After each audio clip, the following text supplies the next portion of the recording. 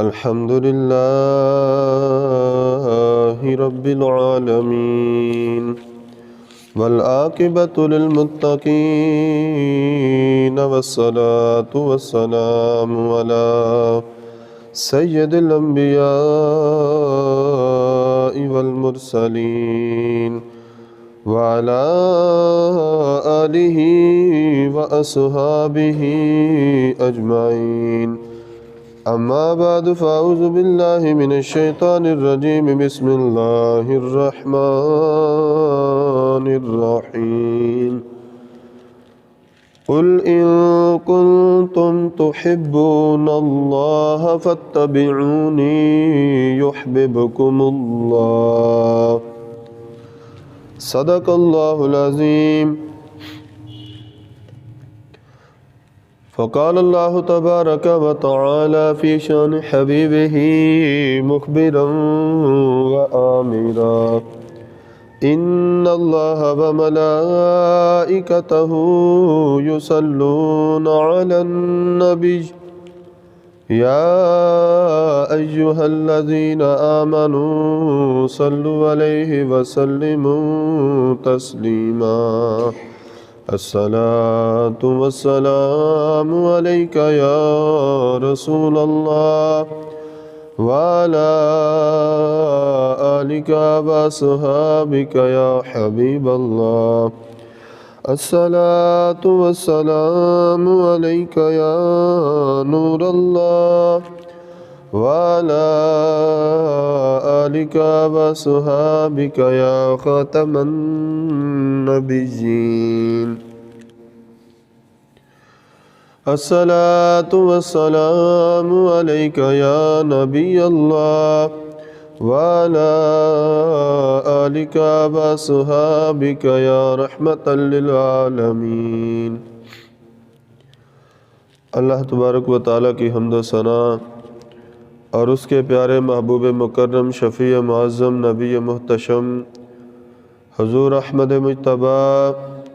محمد مصطفیٰ صلی اللہ علیہ وآلہ وسلم کی بارگاہ میں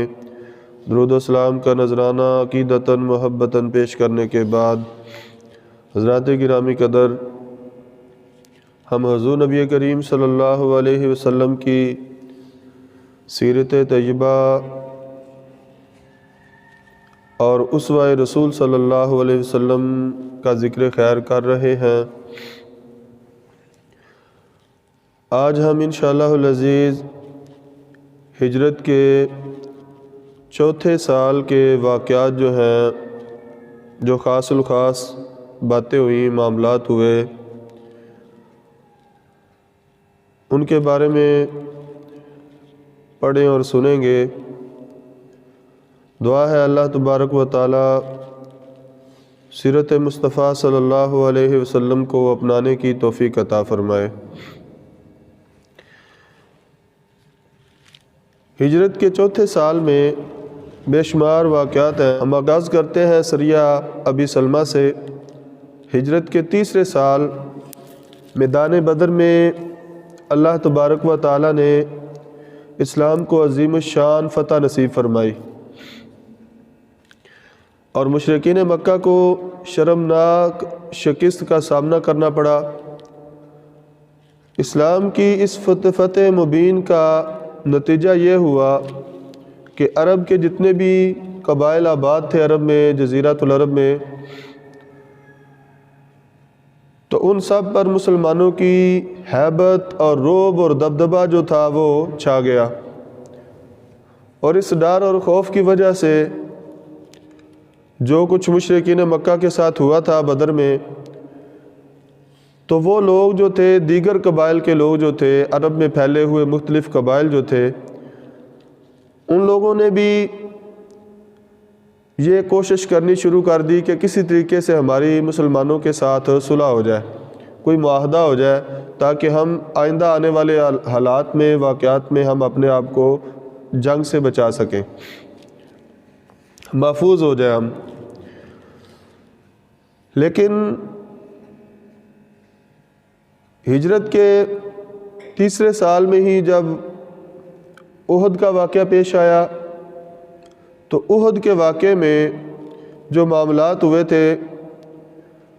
ان کو دیکھتے ہوئے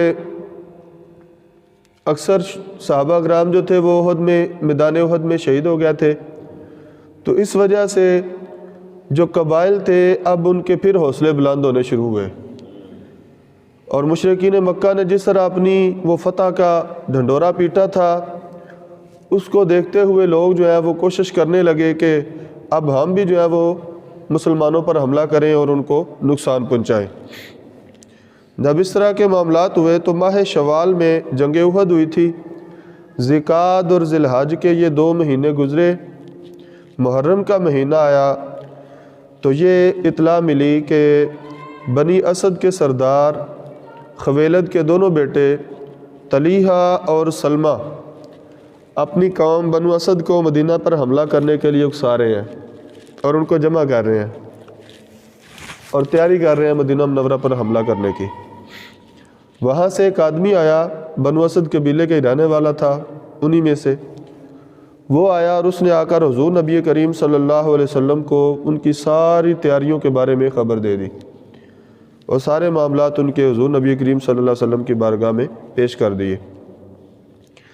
آقا دو عالم صلی اللہ علیہ وسلم نے ان کو مہلت دینا جو ہے وہ مناسب نہ سمجھا، تو آپ صلی اللہ علیہ وسلم نے اپنے ایک جانسار حضرت ابو سلمہ رضی اللہ تعالی عنہ کی سرکردگی میں 150 مجاہدین کا لشکر جو تھا ان کی طرف روانہ فرما دیا۔ اسلام کے یہ مجاہد جب ان کے قرب و جوار میں پہنچے، اور چونکہ یہ آنن فانن ہوا تھا، اچانک ایسا معاملہ ہوا تھا، تو ان کے اوسان خطا ہو گئے۔ وہ تو سوچ بھی نہیں سکتے تھے کہ مسلمان اتنی جلدی ہم پر حملہ کریں گے، 2 ماہ بعد اتنی طاقت ہو جائے گی ان کے اندر کہ یہ دوبارہ پھر ہمارے مقابلے کے لیے آ جائیں گے۔ تو جب یہ معاملہ ہوا، جب انہوں نے اسلام کے ان بہادروں کو، مجاہدوں کو دیکھا، تو وہ اپنا سب کچھ چھوڑ چھاڑ کر بھاگ گئے، اپنی جانیں بچانے کے لیے چھپنے لگے اور اپنا علاقہ چھوڑ گئے۔ حضرت ابو سلمہ جب ان کی وادیوں میں، آبادیوں میں پہنچے تو وہ ساری خالی پڑی ہوئی تھیں، اور ان کے کثیر التعداد اونٹ اور بھیڑ اور بکریاں جو تھیں وہ وہاں پر ادھر ادھر بھاگے پھر رہے تھے۔ تو حضرت ابو سلمہ رضی اللہ تعالیٰ نے ان کی ساری بکریاں، بھیڑ اور اونٹ جو تھے ان کو جمع کیا اور لے کر حضور نبی کریم صلی اللہ علیہ وسلم کی خدمت میں حاضر ہو گئے۔ آپ صلی اللہ علیہ وسلم نے اس شخص کو جس نے بنو اسد کے منصوبوں سے سرکار کو باخبر کیا تھا، بتایا تھا اگر ان کے سارے معاملات کو، تو حضور نبی کریم صلی اللہ علیہ وسلم نے اس کو انعام و اکرام سے مالا مال کیا، اور بقیہ مال غنیمت جو تھا وہ حضور نبی کریم صلی اللہ علیہ وسلم نے وہ جو لشکر گیا تھا مسلمانوں کا، مجاہدوں کا، ان کے درمیان اس کو تقسیم فرما دیا۔ اب چونکہ حضرت ابو سلمہ رضی اللہ تعالیٰ عنہ جنگ احد میں بھی شریک ہوئے تھے اور وہاں سے وہ زخمی گھر آئے تھے واپس، تو وہ زخم اگرچہ 2 ماہ میں کچھ بہتر ہوئے تھے، لیکن اتنا دور دراز کا سفر طے کر کے جانا اور 15-20 دن وہاں پر لگنا اور اسی جد و جہد میں گزر جانا معاملات کا، اور پھر جب واپس آئے تو ان کے وہ زخم جو پہلے احد میں لگے ہوئے تھے وہ پھر نئے سرے سے تازہ ہو گئے، اور وہ تکلیف جو تھی وہ نئے سرے سے پھر شروع ہو گئی۔ جمادی الاولیٰ کی 26 تاریخ کو حضرت ابو سلمہ رضی اللہ تعالیٰ عنہ کا اسی تکلیف میں وصال ہو گیا۔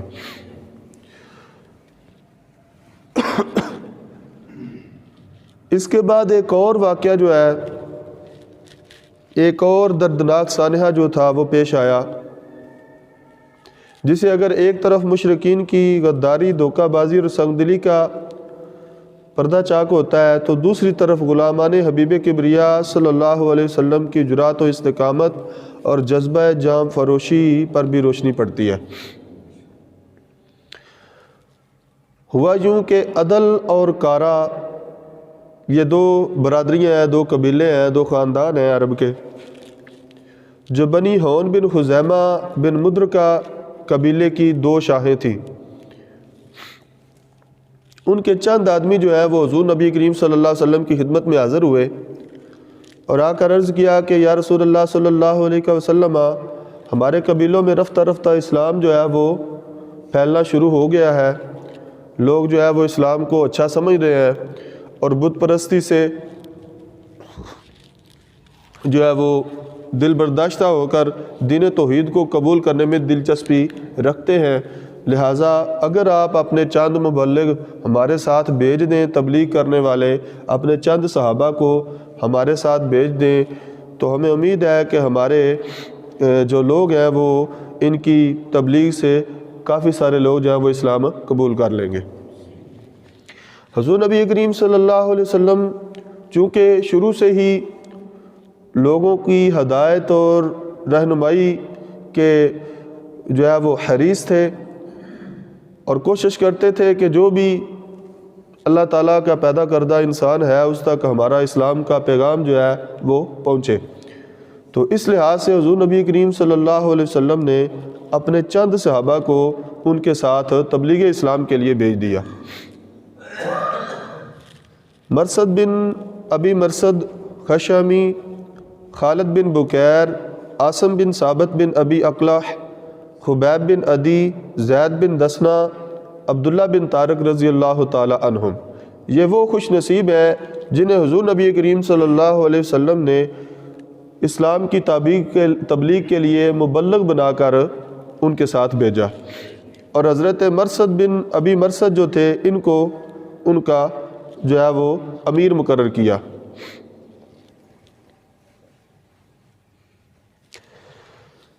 اب یہ اسلام کا یہ طائفہ جو تھا، یہ گروہ جو تھا مبلغین کا، یہ ان لوگوں کے ہمراہ مدینہ طیبہ سے روانہ ہوا۔ حجاز کے اطراف میں چونکہ حذیل قبیلہ آباد تھا، ان کا ایک چشمہ تھا جو رجی کے نام سے مشہور تھا، رجی کے نام سے پانی کا چشمہ تھا۔ جب وہاں پہنچے تو عدل اور کارا کے جو افراد ان حضرات کو تبلیغ اسلام کے بہانے سے اپنے علاقے میں لے جا رہے تھے، انہوں نے بنو حذیل سے خفیہ بات چیت کی اور ان سے کہا کہ اگر تم ہماری مدد کرو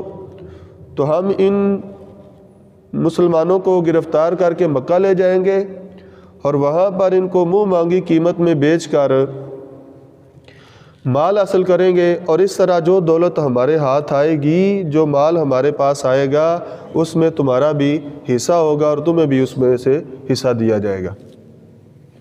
جب یہ بات ہوئی تو اس پر وہ کیا ہو گیا، وہ آمادہ ہو گیا۔ انہوں نے کہا ٹھیک ہے جی، اسی حاضر ہاں، مال لبدا ہوئے تو پھر بندہ پیچھے رہے، ایتے ہو ہی نہیں سکتا۔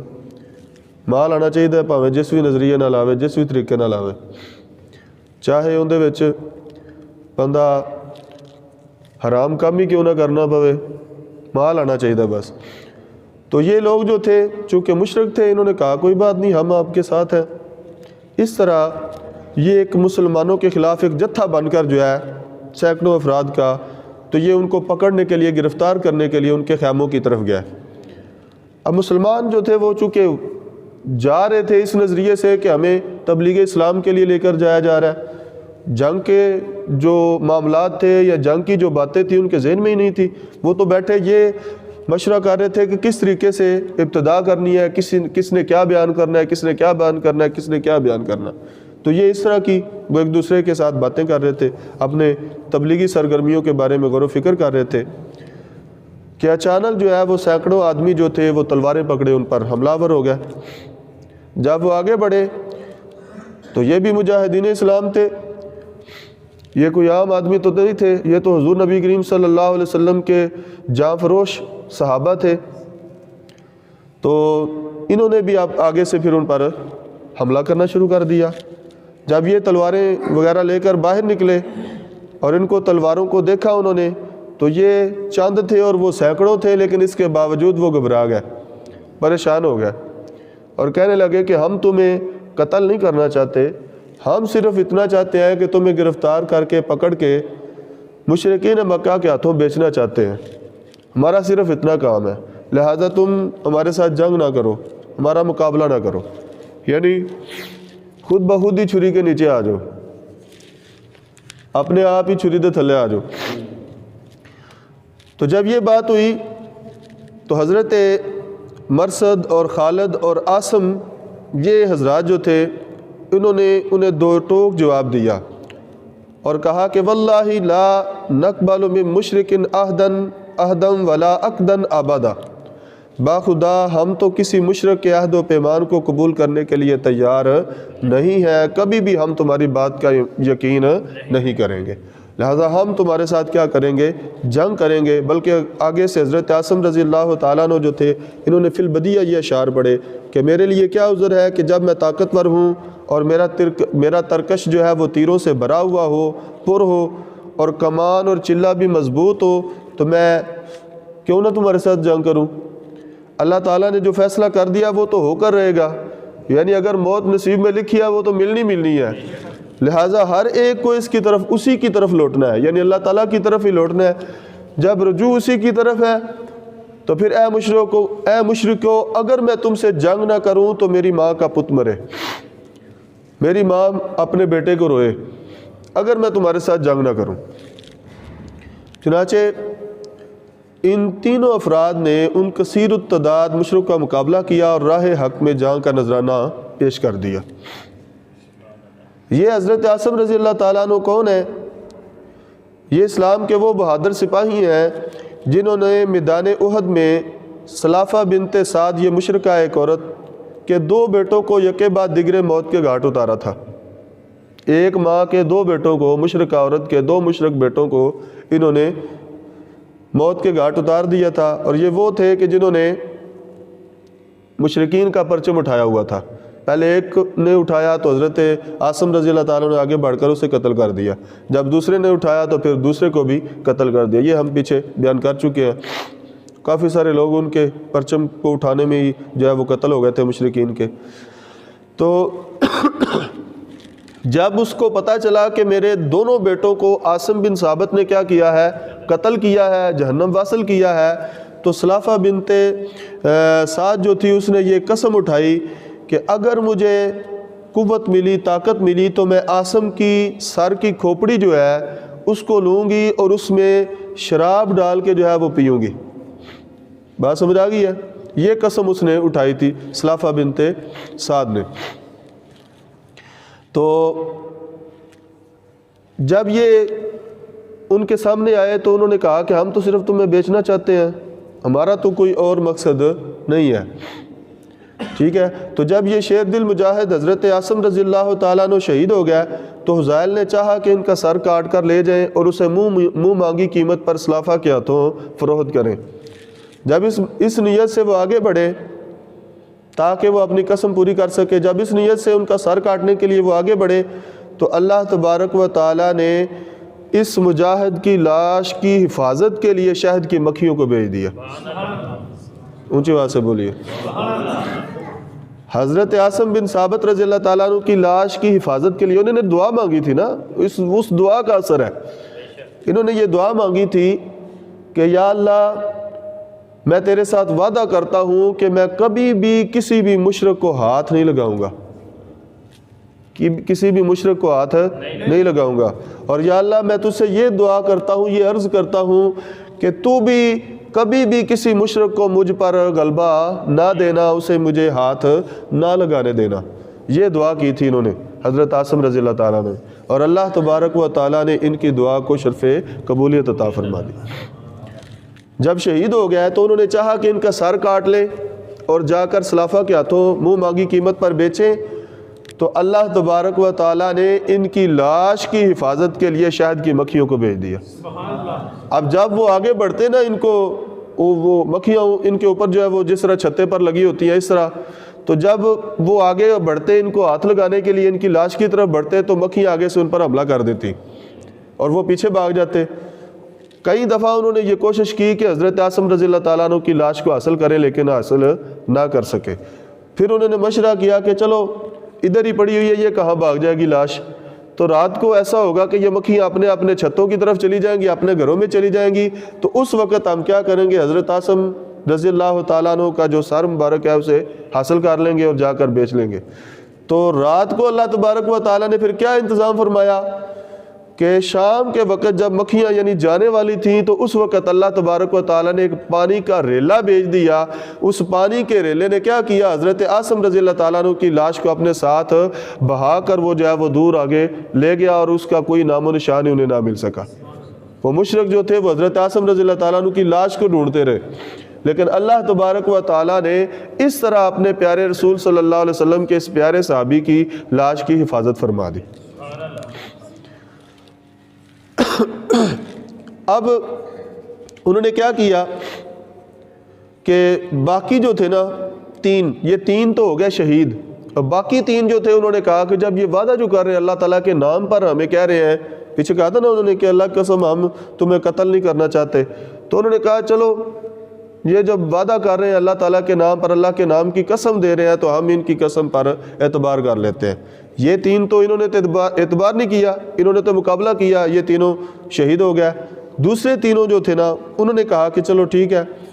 حضرت خبیب بن عدی، حضرت زید بن دسنہ اور حضرت عبداللہ بن طارق،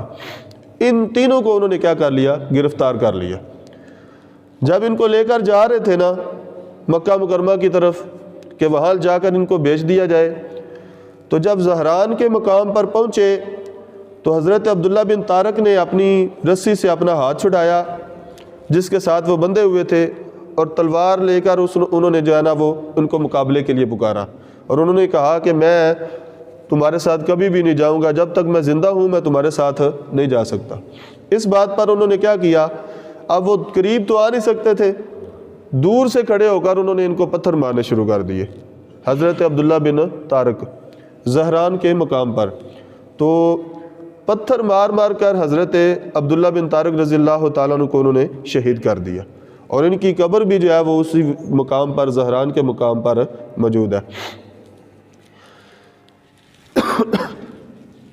اب کیا ہوا، پیچھے رہ گئے دو، حضرت خبیب اور حضرت زید، ان دونوں کو وہ لے کر مکہ مکرمہ آئے۔ حضرت زید رضی اللہ تعالیٰ عنہ نے جنگ بدر میں حارث بن عامر بن نوفل کو قتل کیا تھا، تو اس کے بیٹے عقبہ بن حارث نے حضرت خبیب رضی اللہ تعالیٰ عنہ حضرت خبیب رضی اللہ تعالیٰ عنہ نے حارث بن عامر کو قتل کیا تھا، تو اس کے بیٹے عقبہ نے حضرت خبیب رضی اللہ تعالیٰ عنہ کو خرید لیا، اور اس کے بعد زید بن دسنہ کو صفوان بن امیہ نے خریدا تاکہ ان کو شہید کر کے اپنے باپ امیہ کا بدلہ چکا سکے۔ امیہ قتل ہوا تھا نا، حضرت بلال رضی اللہ تعالیٰ عنہ نے اسے مارا تھا نیزے مار مار کے، یہ بھی واقعہ ہم بیان کر چکے ہیں۔ تو صفوان بن امیہ جو تھا اس نے حضرت زید رضی اللہ تعالیٰ عنہ کو خرید لیا تاکہ میں اپنے باپ کا بدلہ لے سکوں۔ اب ایک روایت تو یہ ہے کہ ان دونوں کو اکٹھا ہی شہید کیا گیا، دوسری روایت یہ ہے کہ پہلے حضرت زید رضی اللہ تعالیٰ عنہ کو شہید کر دیا گیا اور حضرت خبیب رضی اللہ تعالیٰ عنہ کو قید کر دیا گیا، اور کچھ عرصے بعد انہیں شہید کیا گیا۔ تو حضرت زید رضی اللہ تعالیٰ عنہ کو شہید کرنے کے لیے جب وہ حدود حرم سے باہر تنعیم کے مقام پر لے کر گئے، جہاں پر انہوں نے ان کے لیے وہ قتل گاہ مقرر کی ہوئی تھی، پھانسی کے لیے وہ پھندا تیار کیا ہوا تھا، تو وہاں پر بہت سے مشرک جو تھے وہ جمع ہو گئے ان کا تماشا دیکھنے کے لیے کہ کس طرح ان کو شہید کیا جائے گا حضرت زید رضی اللہ تعالیٰ عنہ کو۔ ابو سفیان بھی ان میں موجود تھا۔ تو اس موقع پر جب حضرت زید بن دسنہ رضی اللہ تعالیٰ عنہ کو اس کے ساتھ سلیب کے ساتھ وہ پھانسی گھاٹ جو تھا اس پر جب ان کو لٹکا دیا گیا، باندھ دیا گیا، اس کے ساتھ ابھی عمل ہونا باقی تھا، تو اس نے اس سے پہلے ان سے ایک سوال کیا حضرت زید بن دسنہ رضی اللہ تعالیٰ عنہ سے، اور یہ سوال جو ہے نا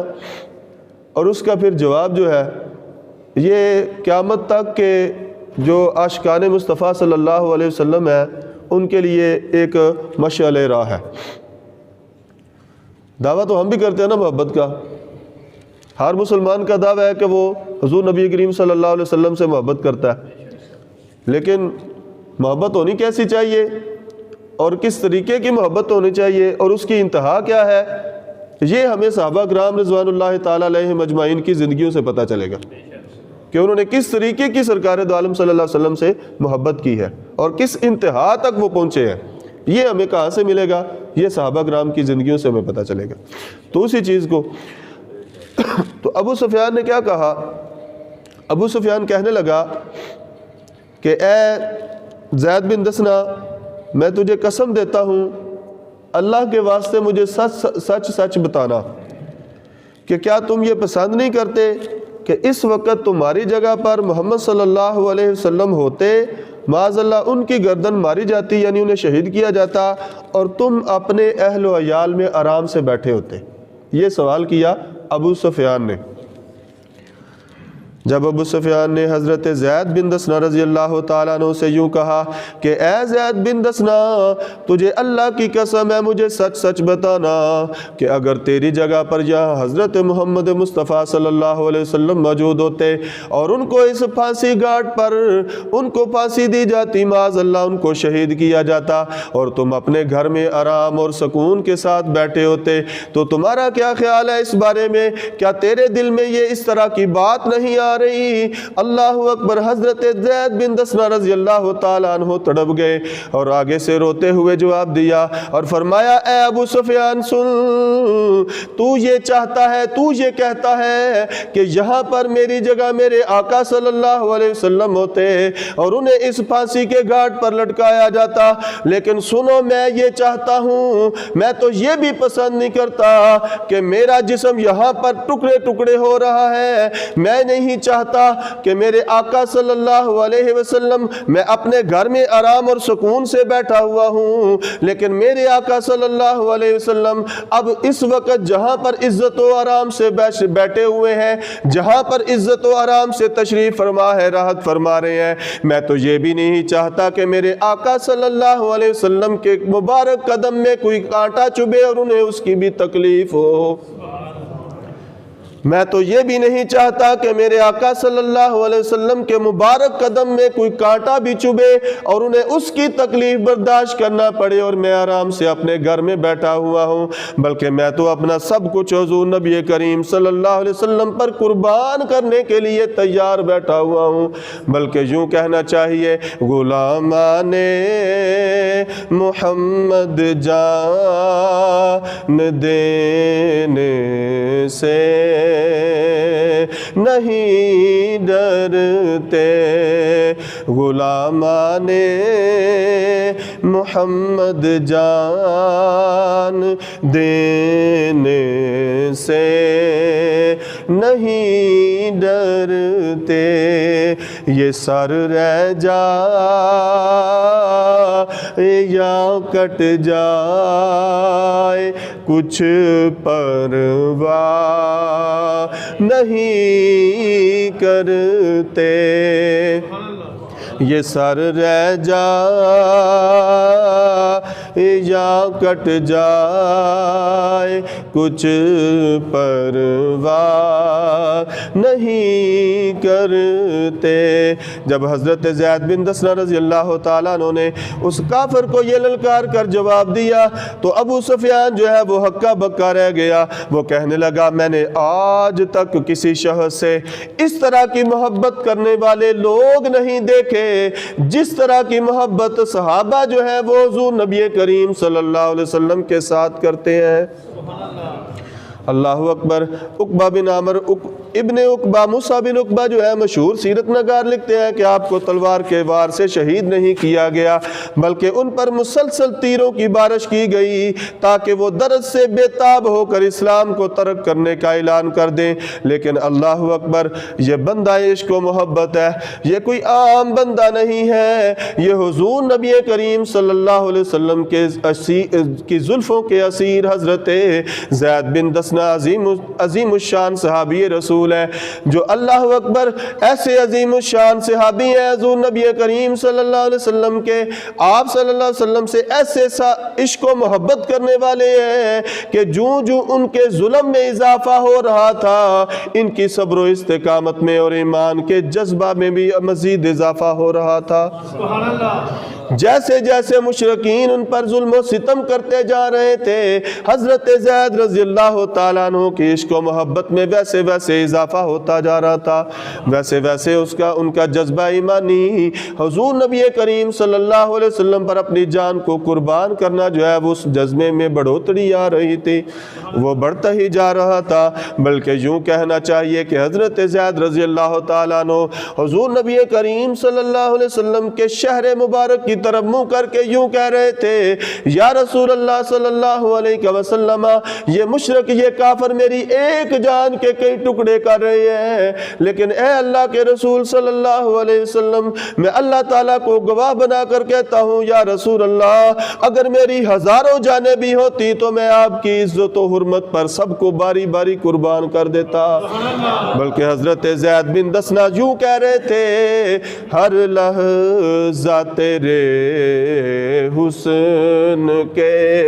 سامان پہ قربان، ہر لحظہ تیرے حسن کے سامان پہ قربان، اے ہر لحظہ تیرے حسن کے سامان پہ قربان، ہر لحظہ تیرے حسن کے سامان پہ قربان، اے جان میری جان تیری جان پہ قربان، اے جان میری جان تیری جان پہ قربان، اے جان میری جان تیری جان پہ قربان۔ اس طرح حضرت زید بن دسنہ رضی اللہ تعالیٰ عنہ کو مشرکین نے سولی پر لٹکا کر تیروں کی بارش سے ان کو شہید کر دیا۔ اب پیچھے رہ گئے حضرت خبیب رضی اللہ تعالیٰ عنہ، جنہوں نے جنگ بدر میں حارث بن عامر بن نوفل کو قتل کیا تھا، انہیں بھی منہ مانگی قیمت پر بیچا گیا۔ اب کیا ہوا، ان کی اب حضرت زید رضی اللہ تعالیٰ عنہ کو تو اسی دن شہید کر دیا انہوں نے، اور حضرت خبیب رضی اللہ تعالیٰ عنہ جو تھے ان کو قید کر دیا اور اعلان کر دیا کہ فلاں دن ہم انہیں سولی پر لٹکائیں گے، فلاں دن ہم انہیں شہید کریں گے۔ اب کیا ہوا، انہوں نے کیا کیا، ان کو حجیر بن ابی رحاب کی آزاد کردہ کنیز جو معاویہ تھی، معاویہ نام کی کنیز تھی، اس کی لونڈی تھی، اس کے گھر میں ان کو قید کر دیا گیا۔ تو بعد میں یہ بی بی جو تھی معاویہ، یہ مسلمان ہو گئی تھیں، تو انہوں نے ان کے جو واقعات تھے وہاں قید ہونے کے، اسیری کے جو معاملات تھے، حالات تھے، وہ بیان کیے بعد میں اس بی بی نے۔ تو وہ کہتی ہیں کہ میں نے حضرت خبیب جیسا برکت والا کوئی قیدی نہیں دیکھا، میں نے حضرت خبیب جیسا بابرکت قیدی نہیں دیکھا۔ فرماتی ہیں یہ میرے گھر میں قید تھے، اب پتہ کیا ہوتا تھا، ان کو شراب اور خنزیر کا گوشت جو تھا نا وہ دیا جاتا تھا کھانے کے لیے۔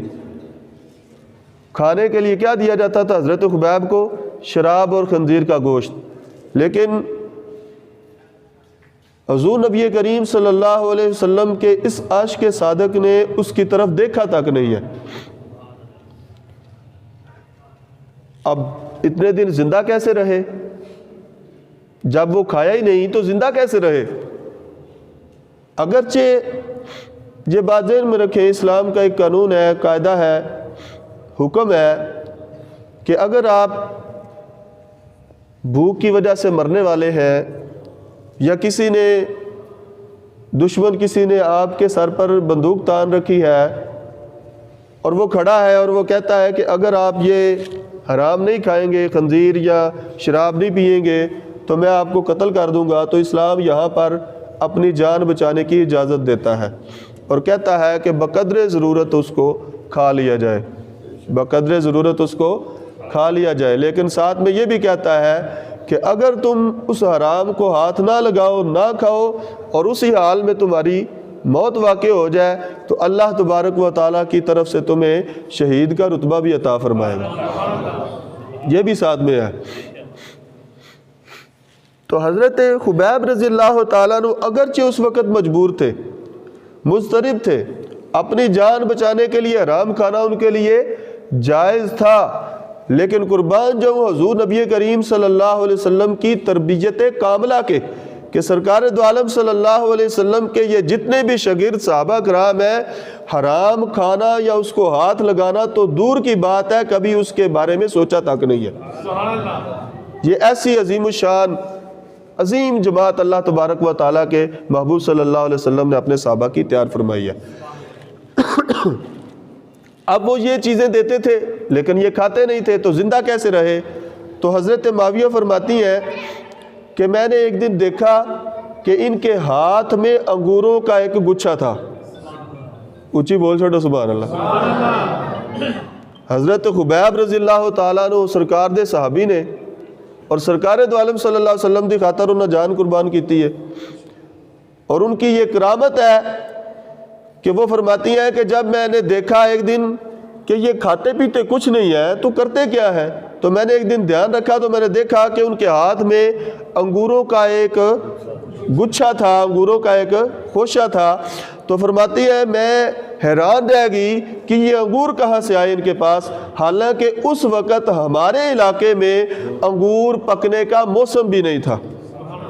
اچھی بولو سبحان اللہ۔ یعنی وہ موسم جو تھا اس میں مکہ مکرمہ کے ارد گرد یا مکہ مکرمہ کی منڈی میں انگوروں کا نام و نشان بھی نہیں تھا، لیکن اللہ کے رسول صلی اللہ علیہ وسلم کے اس عظیم صحابی حضرت خبیب رضی اللہ تعالیٰ عنہ کو اللہ تبارک و تعالیٰ کہاں سے پھر وہ انگوروں کے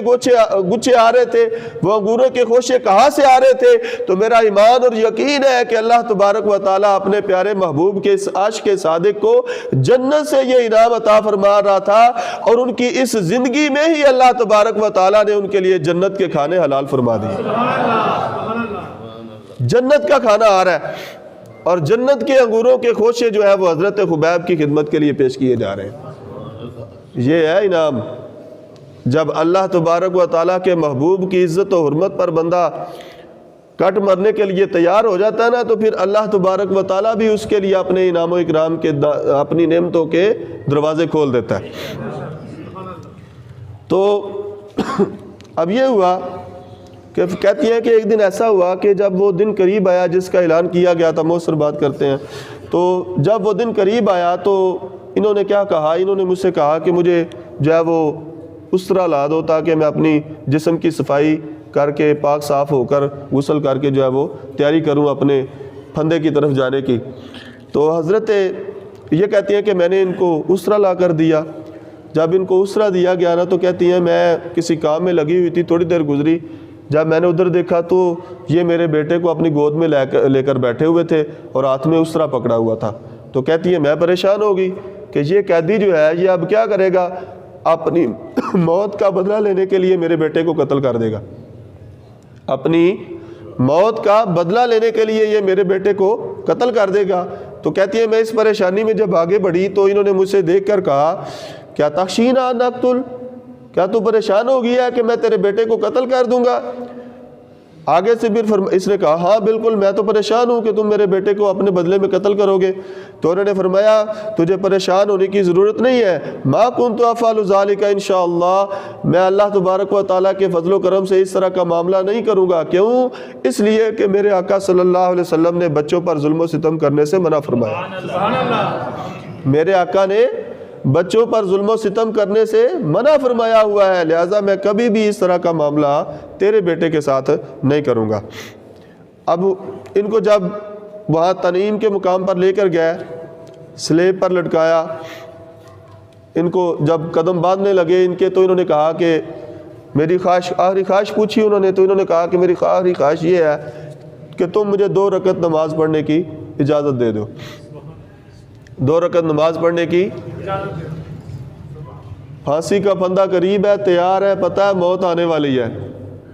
لیکن خواہش کیا ہے، آرزو کیا ہے، تمنا کیا ہے؟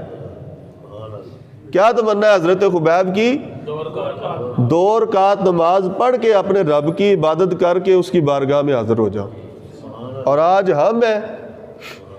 ہم ہیں کہ ہمیں نماز کی کوئی فکر ہی نہیں ہے، نماز کی کوئی پریشانی نہیں ہے، ہماری ساری نمازیں، ساری زندگی جو ہے وہ اسی کام میں گزر رہی ہے، اللہ تعالیٰ کی نافرمانی میں، لیکن ہم نے کبھی اس بارے میں سوچا تک نہیں ہے۔ اور پھر ہم جب بھی بات ہوتی ہے تو سب سے پہلے صحابہ کرام کو برا بھلا کہنا شروع کر دیتے ہیں، وہ صحابہ جی، وہ نہ انج کیتا جی، وہ نہ انج کیتا۔ ارے وہ تو اتنی ان کی شان اور عظمت ہے کہ حضور نبی کریم صلی اللہ علیہ وسلم فرماتے ہیں میرا کوئی عام صحابی جو کی مٹھی تقسیم کر دے، اللہ کے راستے میں خرچ کرے، اور تم احد پہاڑ کے برابر سونا اللہ تعالیٰ کے راستے میں خرچ کرو تو اس کی ایک مٹھی جو اللہ کے راستے میں خرچ کیا ہوا تمہارے احد پہاڑ کے سونے سے زیادہ افضل و اعلیٰ ہے۔ یہ ہے صحابہ کی شان۔ اور ہم پھر بھی ان کے بارے میں بد تہذیبی کرتے ہیں، بد زبانی کرتے ہیں۔ اللہ تبارک و تعالی ہمیں اپنی زبان کی حفاظت عطا فرمائے اور ان عظیم ہستیوں کے ادب و احترام کی توفیق عطا فرمائے۔ کہا مجھے 2 رکعت نماز پڑھنے دو، انہوں نے کہا ٹھیک ہے جی پڑھ لیں۔ یہ نماز پڑھی،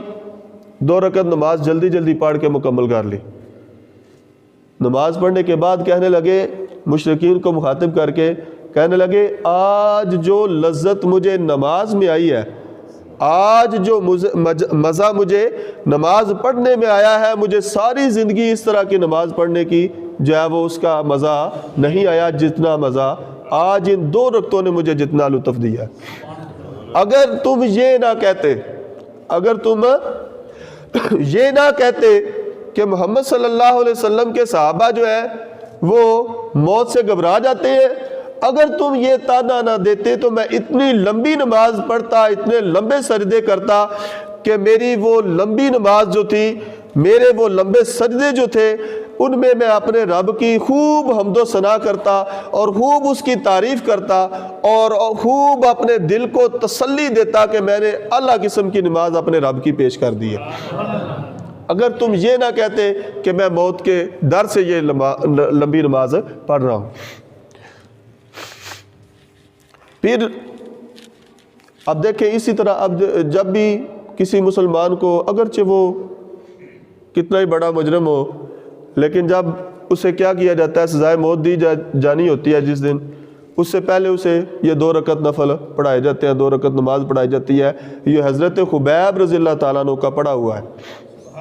یہ حضرت خبیب نے پڑھے تھے سولی پر جانے سے پہلے، تو یہ سلسلہ آگے بھی چلتا رہا اور تمام مسلمان اسی پر چلتے عمل کرتے آ رہے ہیں۔ پھر جب ان کو باندھ دیا گیا نا، جب ان کے جسم کو باندھ دیا گیا، پاؤں جکڑ دیے گئے، سولی پر لٹکا دیا گیا، تو انہوں نے اللہ تبارک و تعالیٰ کی بارگاہ میں عرض کی۔ کیا عرض کی؟ اللہم قد بلغنا رسالت رسولک فبلغہ الغداۃ ما یصنع بنا۔ اے اللہ، ہم نے تیرے رسول مکرم صلی اللہ علیہ وسلم کا پیغام لوگوں تک پہنچا دیا ہے، اور اے اللہ جو کچھ یہ مشرک لوگ ہمارے ساتھ کر رہے ہیں اس کی اطلاع بھی تو اپنے پیارے محبوب صلی اللہ علیہ وسلم کو پہنچا دے۔ تیرے حبیب کا پیغام ہم نے پہنچایا لوگوں تک، اب تو کیا کر، تو ہمارے پیغام کو اپنے پیارے محبوب صلی اللہ علیہ وسلم تک پہنچا دے۔ ادھر حضرت خبیب رضی اللہ تعالیٰ عنہ یہ اللہ تعالیٰ کی بارگاہ میں عرض کر رہے ہیں، اور ادھر حضور نبی کریم صلی اللہ علیہ وسلم اپنے صحابہ میں بیٹھ کر ان کا ذکر خیر کر رہے ہیں اور سارے حالات و واقعات بیان کر رہے ہیں، اور فرما رہے ہیں، کیا فرما رہے ہیں؟ وعلیکما او علیک السلام خبیب قتلتہ قریش، کہ اے حبیب، اے زید، تم دونوں پر سلام ہو، اور خبیب کو اب مشرکین نے کیا کر دیا ہے؟ شہید کر دیا۔ یہ حضور نبی کریم صلی اللہ علیہ وسلم مدینہ منورہ میں بیٹھ کر ان کا ذکر خیر کر رہے ہیں۔ اب ان کو جو ہے وہ شہید کیا گیا۔ موسیٰ بن عقبہ کہتے ہیں کہ حضرات زید اور خبیب کو ایک ہی دن شہید کیا گیا، لیکن ایک روایت میں یہ ہے کہ ان کو پہلے اور ان کو بعد میں حضرت خبیب رضی اللہ تعالیٰ عنہ کو شہید کیا گیا۔ تو حضور نبی انہوں نے آخر میں یہ دعا مانگی تھی، جب یہ عرض کی تو اس کے بعد یہ دعا مانگی کہ اللہ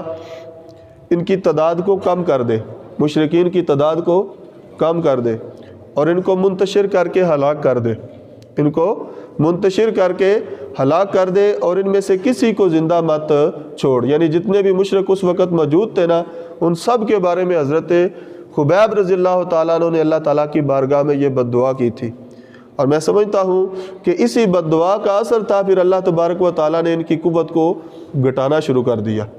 ان کو کمزور کرنا شروع کر دیا۔ اور آپ دیکھیں احد کے بعد بلکہ ایک موقع پر سرکار دو عالم صلی اللہ علیہ وسلم نے بھی جب پتہ چلا، پیچھے بھی ہم نے یہ بات بیان کی تھی پچھلے جمعۃ المبارک پر، جب انہیں سرکار کو پتہ چلا کہ مشرکین مکہ جانے کی بجائے واپس آ کر ہم پر پھر دوبارہ حملہ کرنا چاہتے ہیں، تو حضور نبی کریم صلی اللہ علیہ وسلم نے اس موقع پر بھی فرمایا تھا کہ اب یہ کبھی بھی ہمارا مقابلہ نہیں کر سکیں گے، اب یہ کبھی بھی ہمارا مقابلہ نہیں کر سکیں گے اور ہمارے مقابلے میں نہیں آ سکیں گے۔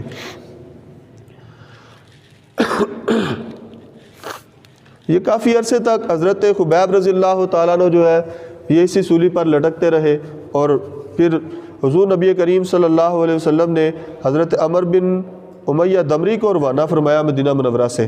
اور کہا کہ جاؤ اور جا کر ان کو لکڑی سے نیچے اتارو، جس پر ان کو لٹکایا گیا تھا نا، جس لکڑی کے ساتھ باندھا گیا تھا حضرت خبیب رضی اللہ تعالیٰ عنہ کو، یہ اس لکڑی کے ساتھ کافی عرصہ جو ہے وہ لٹکے رہے۔ پھر حضور نبی کریم صلی اللہ علیہ وسلم نے حضرت عمر بن امیہ کو بھیجا، تو انہوں نے جا کر ان کو وہاں سے اتارا۔ تو یہ فرماتے ہیں جب یہ وہاں پر پہنچے نا ان کو اتارنے کے لیے حضرت عمر بن امیہ دمری، تو اتنا عرصہ آپ دیکھیں میت ہے نا، کسی مجبوری کی وجہ سے پہلے تو کوشش یہی کیا کریں کہ جتنی جلدی ہو سکے فوت شدہ جو بندہ ہے اس کو قبر کے حوالے کریں، اس کا جنازہ نماز جنازہ پڑھ کے اس کو اللہ تعالیٰ کے سپرد کر دیں۔ لیکن بعض دفعہ مجبوری بن جاتی ہے، بیٹے وغیرہ پاس نہیں ہے یا کوئی دور سے عزیز آنے والے ہیں، تو اس کی وجہ سے رکھنی پڑ جاتی ہے، تو بڑی پریشانی بنتی ہے۔